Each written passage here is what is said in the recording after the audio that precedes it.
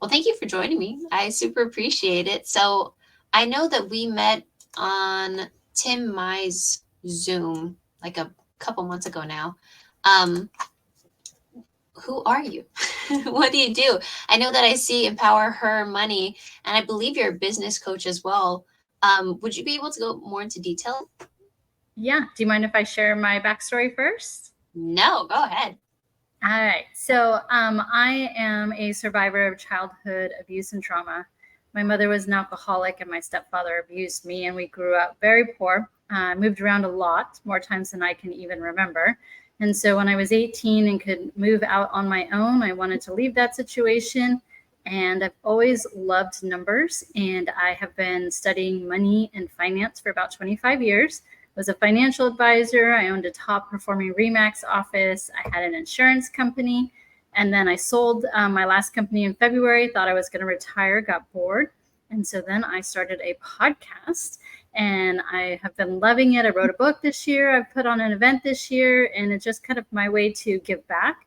I learned that my why is that perhaps if my mother had financial education, she would not have stayed in that situation, and I wouldn't have had to endure the abuse that I did. And so I never want a woman or a child to ever feel like they're stuck in a situation because they just don't know anything about money. So I want to be able to teach women about money and make sure that that just doesn't happen again. Wow, that is powerful. That's a lot. Yeah. Oh man. Well, I think that is a fantastic why. I actually, so my mom, and I've mentioned this in a couple episodes, I guess, but my mom has a nonprofit, and we're very youth focused and youth based. And we work with a lot of kids who are just not in good situations as well. And we work with a lot of siblings here. So we work with the county and different youth employment agencies. So the youth get employed there, and then we're sent here for job training as we're like the center. And Mhm. and we've had several siblings that have said, yeah, I have at least four more siblings at home. They're just not old enough to work here, but it's a single mom or a single father with all these kids. And there's one family in specifically that I'm thinking of where the mom also she doesn't have a license, so she doesn't have a car, so she takes the bus wherever she goes to try to work, and she's also sick, so she doesn't work that much. So it's just the children that are trying to provide for the home. That's Mhm. a lot. I cannot imagine that. So like I love love love that. Why? That's amazing. Yeah, I remember I got my first job when I was 14 because, things like dances or shoes or going back to school clothes, we couldn't afford it. So if I wanted something like that, then I knew I needed to get a job to be able to pay for it. Dang. What was your first job? My first job, I worked at a high school during the summer, and I just answered telephones, Oh, which I did have to take the bus to and from every day because we didn't have a car. yeah. And not that taking the bus is bad or anything. It's just for sometimes it could be a lot. Yeah. I mean, when you don't know any different and that's just the way you live, you just think it's normal. Hmm. What got you into this? I mean, I know that it came because of your background, but how did you even get into this whole business? Yeah. So, podcasting, thankfully, I have a 20-year-old daughter. She's amazing. And I had told her I wanted to start podcasting. So, she helped me get on to Spotify, where we started. I originally was doing Zoom. So, both of those platforms are free, but I also post on YouTube. So, I wanted to be able to give information in a platform that was free so that if someone wanted to get that financial advice, they would be able to, because money is not something that's holding them back from, just going on their phone and opening an application and being able to get the information that they're looking for. But Mhm. yes, I'm thankful that my daughter is very techie and she was able to at least start me on the platforms so that all I had to do was hit start and record. That's so good.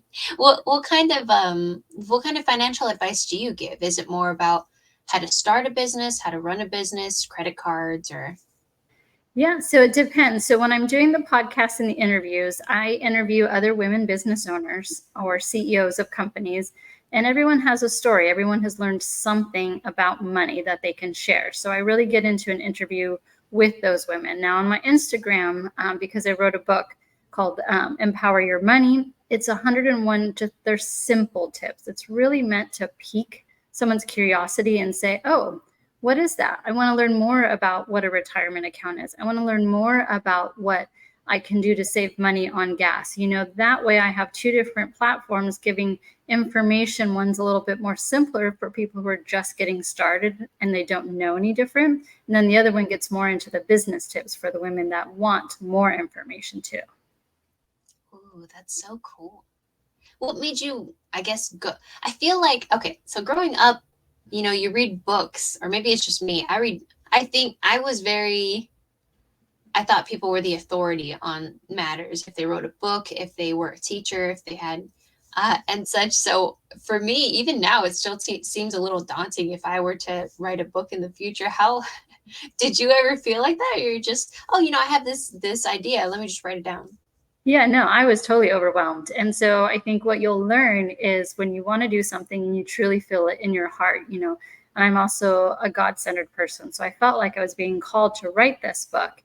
And when I was really thinking about it, I was so overwhelmed because, where do you start? How do you put a book together? How do you know what to put in the front, the back, what the cover is, what is Amazon, and how do you publish a book? So I hired a coach. I wanted to hire someone who had written almost 30 books himself, and he taught me. He sent me videos mostly. He's like, if you really want to do this, here's the information. Watch it, learn it, and do it. So if you want to write a book, there's so many coaches out there, and I have two of them. One of them helped me write my second book, which is coming out next year. But I always say, like, if you don't know how to do something, you can start with free information. I love YouTube. There's so much on there that you can learn. And so I'll start there. But then if I really want to be successful at something, then I'm going to hire an expert that's going to teach me how to do it correctly. Because why are you going to waste your time doing a book if you're not going to actually do it the right way so that it can reach more people? Mm-hmm. Oh, that's true. So does that mean that you have, I think I saw as well that you're a speaker. Do you have a speaking coach as well for public speaking? I do. And I just put on my first solo event this past weekend. I was so scared and nervous. I was having nightmares. Like, you show up and you're the only person there, because you never know what's going to happen. You can invite people, they can pay for tickets, they can ask to go. But until you get there on the day of the event, you just never know. So looking back at it now, I did invite 5 other amazing women to each teach on their expert topic. And then I saved myself for last because I figured out it's my event. I'm going to close it out. And I think I talked for like 15 minutes and then I stopped. And then it's like, all right, everybody, have a great night. And I thought, I should have gone longer. I should have let people ask questions. I was so nervous about it. But I think when you care about something, you're always going to be nervous. And it's okay to be nervous. And, just showing up and giving it your all and not making it about you. When you're a speaker, when you're on somebody else's platform, especially, you want to make sure that you're giving value. It's not about you in that moment. It's about the people that are listening. It's about the person that maybe is interviewing you. Make it about them and you'll always over deliver, and people will just see that, I've got a big heart and I just want to share as much as possible. And when other people allow me, like yourself, to come onto their platform, I just want to see, how can I help you? What can I do to, make it better for you? And when you come from contribution, people can see that. I think that's when they can really relate to you. And then they listen to what you have to say. And until they know that you care, then, they're just going to move on to whatever next platform has information available. That's very true. Yeah, I've been on like this personal development journey for this year, and a lot of what I hear that I think kind of ties into what you're saying is you have to be authentic with whatever you do. So people can tell when you're inauthentic unless you're really, really good at lying. But I think a part of that is also like, if you're authentic and you're also caring, then you get even more people. And that kind of goes into, like, do you know Alex and Layla Hormozy? Yes. Yeah. So I feel like with them, that's kind of the vibe that I get as well, where I just know more about them as well, just because they're so big. but they give so many stuff away for free that it's like, oh, Mhm. okay, definitely tell they're the kind of people that want to help. And yeah, they just want to help, and they're very authentic. Yeah. Well, first, congratulations. I love that you're on the personal growth journey, because only you can teach you, right? So when you seek it out, then you're going to start finding that information. And I tell this to other parents too, because I see a lot more parents today teaching their children younger about money, about business, and that's amazing. The other thing I always say is make sure you're finding other parents that are doing the same, because I think what my daughter finds in college now, because I started her so young. I used to make her listen to like books on tape and CD when she wanted to hear music in the car. I took her to see Dave Ramsey when she was young, so she knew who he was. And so in college, she's like, it's hard for me to relate sometimes because other kids my age didn't have that opportunity. Their parents didn't teach them. So they don't have jobs. They sleep until noon. They don't have money in the bank, and their parents still give them a credit card to pay for things. And she can't relate to that because it's so different, right? I can see the aha on your face too, right?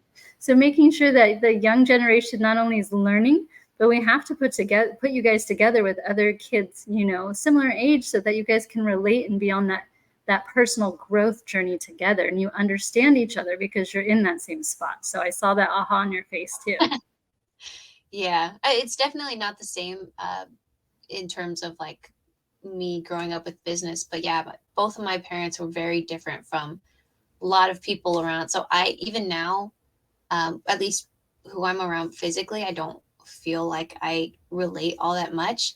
But I had never thought about that being the parents' job as well. Like I just feel like, okay, well, and obviously it is my responsibility. If I want to find, like my tribe, I should go out and seek for it. But yeah, that's so smart to, hey, if you're teaching this child and this next generation something, um, it's in their best interest not only to feel like they belong, but also to keep growing, to have other people that are doing the same thing. Yeah. So give them a head start by teaching them, but help them build a community young. That's so smart. Oh my gosh. I never thought about that. Wow. That's Because so I mean, I can't imagine, even as my daughter's 20. It's hard to just go find other people that are 20 that think about business or think about saving money or investing money. You just don't go, hey, do you know about business? Do you know? I mean, yeah, I wouldn't do it at my age either, so I can't imagine it's much like comfortable.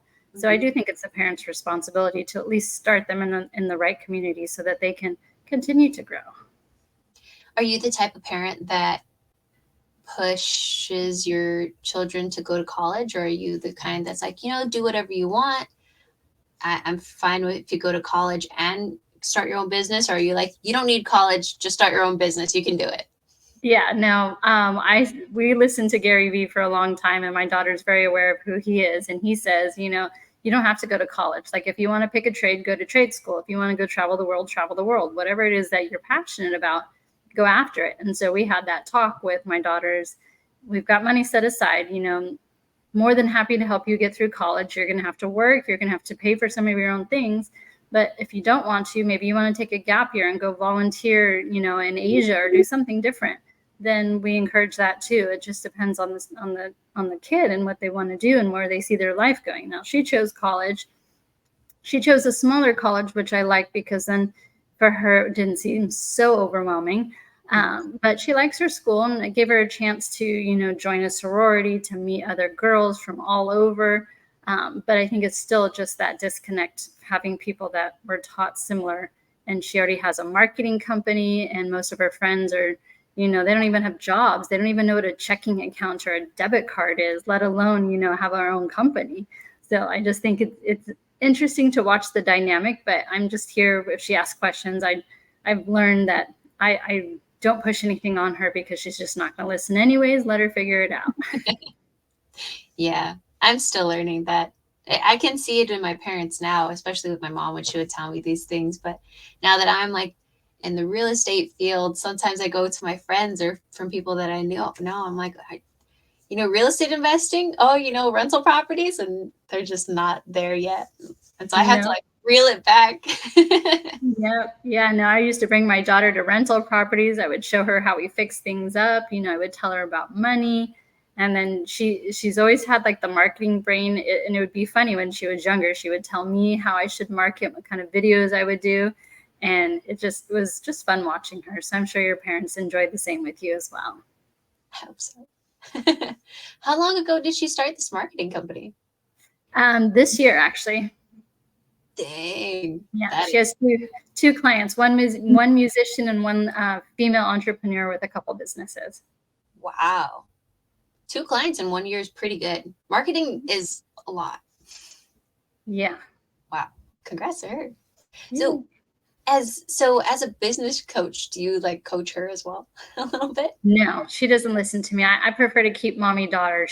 We're really good friends now, and I don't want to mess up that dynamic. I want to be here for her, and I no longer want to coach her because, like I said, she doesn't listen anyways. What kind of businesses do you normally coach, or I guess how did you start your own business or your first business or any of those? Yeah, so I knew that I wanted to teach people about money, and I knew I wanted to study money. So the first time I got a job for Bank of America, and I worked with a group of financial advisors, and I thought, well, this would be a great way to teach people about money. But what I learned about the stock market is you don't really have control. Like bad news hits the market, we're very unfortunate going through war right now, and it really affects the market. It has nothing to do with the companies, but the market gets, affected. So I didn't like that aspect of it. So in 2007, I got my real estate license, and I really started to work with investors because as you're learning, the swing of a house price is not the same as a swing in, say, like Starbucks stock, right? Mhm. So you have a little bit more control over the real estate piece of it. And so I like teaching people the long term about real estate. I'm not in it for the short term. I'm not huge on flipping properties. There's money to be made there, no doubt. It's just not my focus. So real estate has really been a passion of mine for the last 15 years now. And now I have this opportunity to have the podcast and this platform so that I can really just get to the basic part of finance so that I can teach you about money first. And then when you're ready, we invest, right? So I want to make sure that people have a good, strong foundation around money and know about their income. They want to know about their expenses, because then whatever money you can set aside for real estate for the long term, you're comfortable because you know where you're at today. Sometimes people get into real estate investing and they have no idea what they're doing, and then they lose their money. And that's so sad. Like, you don't have to be that way. Let's teach you about money now and then get into the investing. That's like running versus, let's crawl first. Yeah, that's so smart. What kind of real estate investing do you do then? Like long term, like multifamily? Yeah, I just recently got into multifamily. I've always been a single family investor for a long time. And then when I went through divorce, we had to sell off all of our properties. And then I just wanted to become a student and learn, because multifamily investing in like an apartment complex or storage units is much different than just going and finding a single family house. So I wanted to be a student first and learn a lot about that and put my own money into it before I could start having conversations with other people. It's not really my focus. The podcast is just because I love doing it so much. And I've been fortunate enough to where, I've done well in investing to where it pays my basic necessities. And now I can take the podcast and hopefully go big with it. That's so cool. And so I saw earlier that your podcast is like top 5% globally rated. What are some podcast tips? How did you get up there? What? I was on an interview with somebody else today, and we were talking about podcasts and how to monetize them, which I haven't done yet. But she's like, did you see where you're ranked? And I'm like, well, I look at Spotify and Apple rankings. And she says, no, there's these independent agencies that also rank it, and you're in top 5%. And I was like, what? Where? So I had to go look at it. And Listen Notes is one of the 3 top platforms that ranks podcasts outside of Google and Apple and Spotify. So they're an independent agency, but I don't even know how they rank it. I just took a screenshot, I posted it, and whatever I'm doing must be okay because people are tuning in. That's so cool. What Okay, so since I'm also running a podcast, I would love to get some tips for you or from you. Do you have a set like time limit? Or are you just, okay, I'll talk about this subject and then I'm done with the podcast, or my limit is 30 minutes, 1 hour? Do you write down notes before you go into it? Yeah, so I have a coach. If you want to do something great, you hire someone. So I'm fortunate enough to work with JLD, who does Entrepreneurs on Fire, and he's been doing podcasting for like 12 years. And so I like a shorter version because I have a short attention span. So my podcast is usually about 20 minutes long. I pre-record an intro based on a bio that they send over. And so when I hit record, we just go right into it. I'll ask them questions about who they are. We talk about 2 or 3 business or money tips based on their answers. We just have a conversation. And then I end with a fun question, which is, if you could have a superpower, what would it be? And that allows my guests to know that we're wrapping up, but also for me to have something fun. Because I mean, life, you got to have fun in life, right? And then I give them a chance to promote themselves. And so I think that, more people say yes when you first allow them to tell their story. Everyone wants to share, but I'm also promoting them. So then what they do is I'll send them the clip of it and then they share it on their socials and it gets me more followers. So I think that that's kind of, I don't know, I guess it's working for me and I really enjoy it. Probably similar to you, you get to learn so much from other people. And now you're sharing with, your audience too. And there's over 5 million podcasts on all platforms. And I just took mine onto Roku and Amazon Fire. So I'm hoping to be able to reach more people that way and also monetize being able to do commercials now. But yeah, I think the shorter format for me and the questions like us, how we're doing the conversation, I think people just listen more when you're doing a conversation versus just a solo person. Yeah, I know I definitely do. I like having guests, or I like listening to people that have guests on. What really inspires me too is like Chris Williamson and a couple other people. They have really good questions. It makes me want to think more. Yeah. And when you hear other people asking those questions, you're like, oh, that's a good question. If I'm in the car, I have a notepad and I write it down real quick just so that I can remember that question later. I'm like, that's a really good question. I need to put that into my podcast too. So, but we learn from each other and we help each other. And I think that's the whole purpose of, doing this, is to learn and to help each other. Yeah, absolutely. Would you be able to, so like with the podcast tips as well? I would love to. Do you have any couple off the top of your head finance tips, so that people can kind of get a sneak peek here and then go onto your different platforms and learn more? Yeah. So my first tip in my book is to invest in yourself, which is what you are doing right now. If anyone's listening, whoever's listening right now, they're doing the same. Invest in yourself first, but make sure you're listening to people that, one, you relate to on topics you want to know more about, and just keep seeking out that information. There's so much information out there and so much of it is free. So like, pick a topic, become an expert of it. And then what happens is people start asking you for advice, and that's how your business starts, because you've first been a student and then you start implementing it and people watch you, and when they see that you're having success, they're like, wait a minute, how are you doing that? And then that's how your business has grown. So I love the invest yourself. That's one of my big things too. I always tell parents, especially parents, that they need to be saving for their retirement. So many parents want to save for their children's colleges, and I love it because they've got big hearts. But guess what, Jada, you can go get a loan if you want to go to college. But when your parents retire, they cannot get a loan. So that's advice number 2, is start as early as possible and put that retirement account together. And then my third big tip is to take a look at your credit card and your bank statements. Know what you're spending money on, because we get into these subscriptions that just auto renew. It's so easy now from your phone to buy this app, subscribe to this, and then we forget about it and we don't cancel it. And yeah, $20 here or there is not going to make you a millionaire, but the more you pay attention to your money, the better off you are. Oh yeah, definitely. I would definitely agree. It's really interesting as well too. Some of the youth that we work with, they hear the word credit card and they're super afraid and they just don't want to start. And my mom, at least she told me, like, as soon as I turned 18, she's like, all right, get a credit card. And so I was like, okay. And she's like, you don't have to use it for anything. And at the time I had a car, so she would just tell me, just use it for gas. and then pay it off like immediately. So I was like, okay. Mm-hmm. And so I think that's like really safe advice for people if they're like scared. I'm like, just use it for gas money. And only if you have the gas money too. Yeah.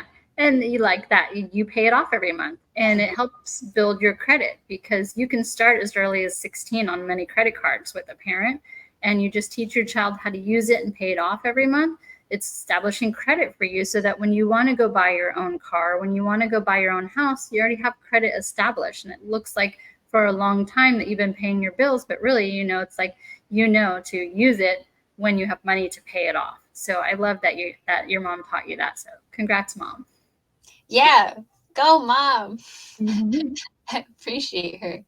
And I know that you said you like to go for 20 minutes, so I won't hold you too long. How was it? I'm starting to get my body really wants a baby, and I'm having like children in my dreams. So I'm getting there. How was the switch from not being a mom to being called mom now, and having the responsibility to like teach this being how to be? Yeah, I think from age about 0 to maybe 23, I thought I'm never having kids because I knew what it was like not to have money to grow up and how mean kids can be to you and how bad you feel like if Christmas can't come around because I didn't always have money, for Christmas. When I was about 25, my body was like baby time. I was scared to death. It's like something else is going to depend on you. But as a parent, it really made me just step up more and also to work harder because I knew that she was going to be paying attention. And coming from where I did, I never ever wanted her to feel the pain from other kids and how mean they were to me as a child because I couldn't afford to buy new clothes, or I took the city bus to school because we didn't have a car. So I knew that when the time came, I had to up my game. I needed to be better. I needed to be more. I had to just create a better environment for her. And it really pushed me as a business owner, as an investor, just to do so much more, but then also to teach her. So it was scary because you guys do not come with handbooks. We can learn just about everything now on YouTube, but I mean, my daughter's 20. We didn't really have a whole lot of YouTube back then. I didn't ask my mom for a lot of advice because, well, I just don't. And I'm just, I'm grateful for you, Jada, that your mom has been so involved in your life and has taught you so much. And I love seeing that. So I would love to meet her someday and just say thank you. Yeah, as I'm going through this whole real estate and personal development journey, I keep telling her I'm going to bring her with me. So everything, and she's very ADHD, so she can't read books, but she likes when I tell her. So every time I read a chapter, whatever, I'm like, okay, Mom, so in this chapter, this is what I read, and I tell her everything. She gets so pumped. So yeah, I'm definitely going to be bringing her to more conferences and more things. So you will probably meet her one day. Good to hear. And I really like that too. I feel like the same hopefully happens with most people, but it happened with my mom. She tells me where she was 21 when she was pregnant with me, and she felt like, okay, well, I gotta step up my game. And yeah, she was a hustler from, I think, even before I was born to when I was born to like growing up. Like she was always very much an entrepreneur. She could have been a loan officer and like had a W-2 and such, but I forget why she didn't necessarily go that route. But I'm glad that even though, yeah, we didn't have the most glamorous life, and she would take me and my cousins to work with her and sell at the swamp meet, that showed me like a lot of different things. So I never really felt like, even if I were to be homeless, I'm not really too afraid. I kind of feel like, I can navigate my way around it and not be homeless forever. Like, I feel like now I know that there's always options because of her and my dad. Yeah, those are, really good lessons to learn at an early age. It might seem hard at the times, but, you're going to carry those with you forever. Yeah. Oh, and like how you said you like to ask, oh, if you had a superpower, my question that I like to ask is, if you could be a vacation, what would you be? I like to choose skiing because it sounds fun. Never gone skiing though. Yeah, I wouldn't choose skiing. I've never gone, but I'm scared of heights, so that would not be good. I would be the ocean because myself, when I go to the beach or the ocean, I just get so refreshed and just seeing, God's beauty with the ocean and the sun and the clouds and just how amazing life can be when you just sit still and just watch. So I would be an ocean for sure. I love that. Oh, beautiful. As you're saying it too, I can imagine being like at a beach and then also just being in the ocean, but as like, middle of the ocean, but you're not afraid because it's in your mind. Yeah, for sure. Because I don't know, swimming, I'm okay yet. It's not my biggest skill either, but I'd rather just sit and watch the water.